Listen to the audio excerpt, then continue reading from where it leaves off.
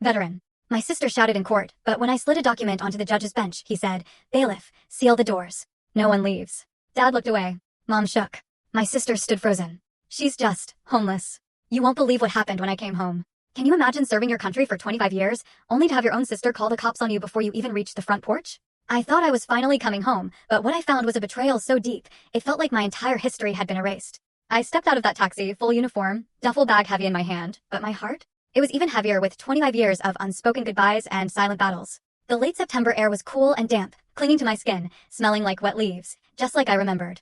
But the house, it felt different. A cold silence greeted me. I paused at the iron gate, the one that used to swing open easily to welcome me home. A security camera buzzed above, its lens tilting, almost as if it recognized me. But the gate just stayed sealed. No click. No welcome. Nothing. I pressed the intercom. A sharp buzz, then dead silence. I tried again. "Claire."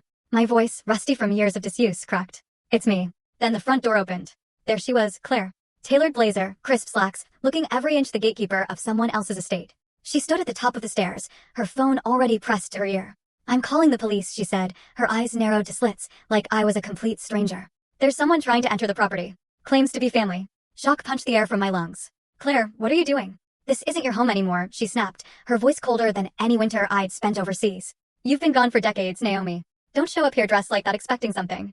I tightened my grip on my duffel bag, my knuckles white. I just got discharged.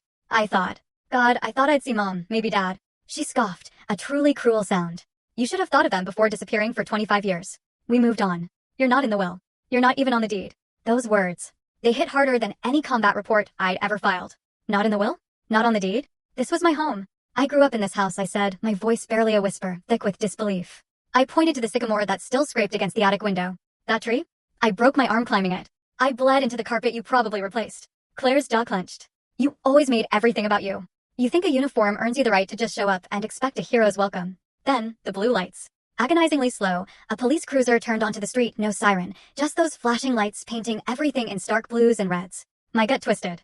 2 officers stepped out, one older, the other barely out of the academy. The older one, he paused, a slight flicker of recognition in his eyes when he saw me. "Naomi Hale," he asked.